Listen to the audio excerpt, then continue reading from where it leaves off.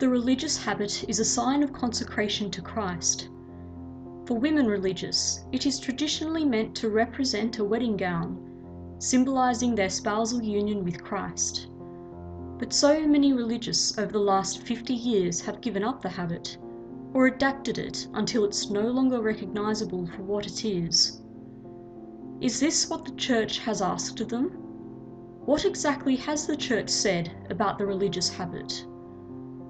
Perfecte Caritatis, promulgated by Pope Paul VI in 1965, states that the religious habit must be an outward sign of consecration, which means it must be recognisable as a habit, that it must be simple, modest, poor and becoming, that it should be conducive to health, so not too hot and not too cold, and comfortable and functional, and that it must be suited to the circumstance of time and place and to the needs of the ministry involved.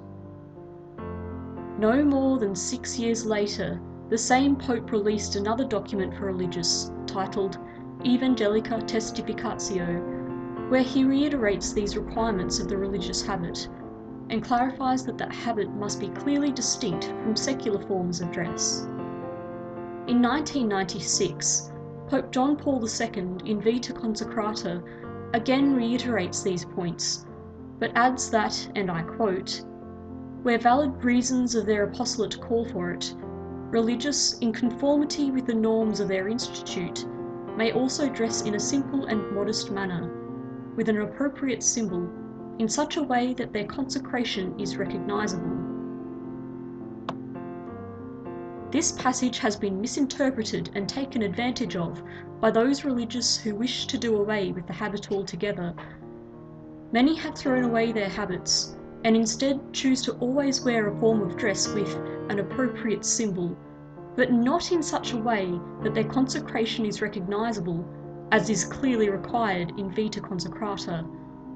This is clearly not what Pope John Paul II meant when he wrote this passage. But what exactly did he mean? Well, there are some genuine cases when the apostolate requires that the religious habit should adapt.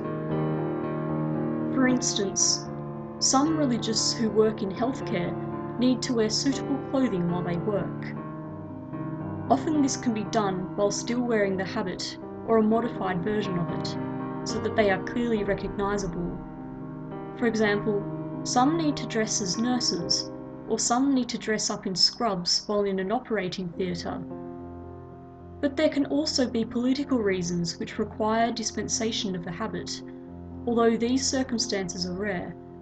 For instance, in Cairo, there are countless children living in the garbage tip who have been abandoned by their mothers, who do not have enough resources to care for them. And there is a community of male religious who have dedicated themselves to caring for these children by providing them with clean water and food. But there is also another group of Muslim extremists who want to kill these religious because of their religion. And so, if dispensing with the habit is the only way to avoid being caught, then this would be a valid reason to do so. Now, remembering that the Church has stated that the habit must be suited to the time and place, in what ways have religious adapted their habits? One example would be the wimple. You've seen the Reverend Mother in The Sound of Music wearing her wimple all the way up to her chin and circling around her face. Active women religious who continue to faithfully wear their habits have gotten rid of their wimples so that their habit can be more suited to their apostolate. Could you imagine a teacher sister wearing a wimple, trying to quickly turn around to keep an eye on the children during playground duty? It simply wouldn't be practical.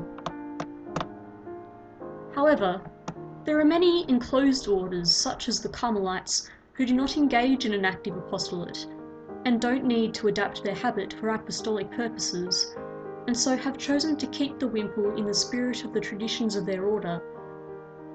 Now, you may have noticed that some religious habits look quite medieval, while others look very modern. Neither of these styles are wrong. Perfecte Caritatis urges religious to constantly return to the original spirit of their institutes. It follows then that orders which arose in medieval times should continue wearing their traditional habits, and that more modern orders should wear habits which reflect modern times. A good example of a medieval order is the Dominicans. They have been faithfully wearing their traditional habits since the 13th century, which consists of a tunic, a gamp, which can sometimes be called a cape, or for the men, a capuce with a hood, a full-length scapula, a cincture or belt, a large rosary, a capa, which is also known as a mantle, and for the women, a veil. Other medieval orders include the Franciscans and the Cistercians, both of whom also wear the cincture and rosary, and the Carmelites, who wear the cincture, scapula, rosary, and capa or mantle. Some of these items have ancient stories about their origins.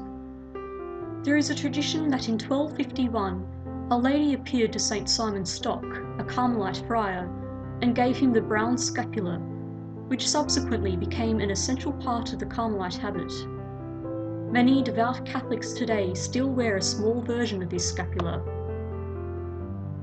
But few realise that he was not the only one to whom Our Lady gave a scapula. As early as 1218, Blessed Reginald of Orleans, a French Dominican friar, had a vision of Our Lady appearing to him and handing him the white Dominican scapula, which subsequently became an essential part of the Dominican habit, just as the brown scapula did for the Carmelites. The scapula is a sign of the contemplative life. Those who wear it place their hands underneath while they meditate, as a sign of their withdrawal from the world. Traditionally, all orders who wear the scapula are either enclosed, like the Carmelite nuns, or semi-contemplative, like the Dominican sisters, who place an important emphasis on their life of contemplation. Another feature of the traditional medieval habit is the Holy Rosary worn on the cincture. This is worn by all medieval orders. It is worn on the left because it signifies that the rosary is a powerful weapon to combat evil, like a knight's sword, which is also worn on the left so that the right hand can easily grasp it.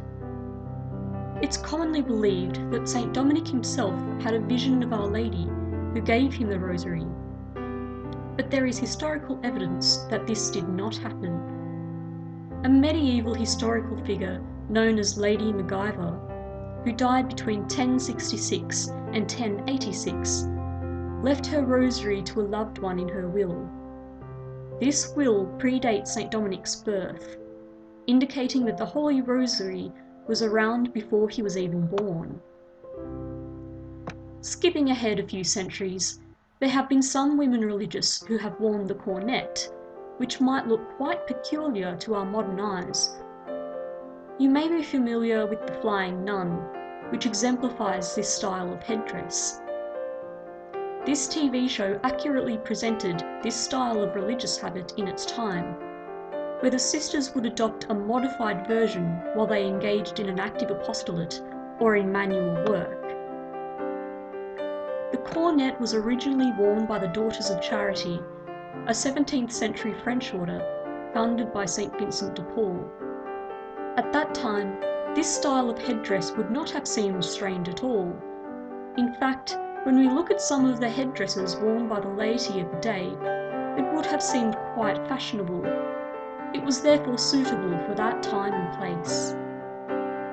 Today, the Daughters of Charity don't wear the cornet because of its impracticality, but it is still impressed upon them by the Church to wear a recognisable religious habit. Another example of a religious habit reflecting the fashion of the time and place of its origins is that of the missionaries of charity. If we look at Mother Teresa's habit, how the cloth is soft and flowy, how the fabric is brought up diagonally across the body and attached at the shoulder with a brooch or pin, and then compare it with the Indian sari, which was and still is worn by the women in Calcutta, we can see that it is well suited to the time and place of its origin. And so what about orders which are founded in the 21st century? Well, they simply need to be in accordance with the Church's guidelines. They need to be simple, modest, becoming, poor, suitable to its time and place and to the demands of the apostolate, keeping with the spirit of the founder, healthy, recognisable as a religious habit, and bearing witness to their consecration to Christ. All religious orders which follow these guidelines are giving a vital witness to their closer following after Christ.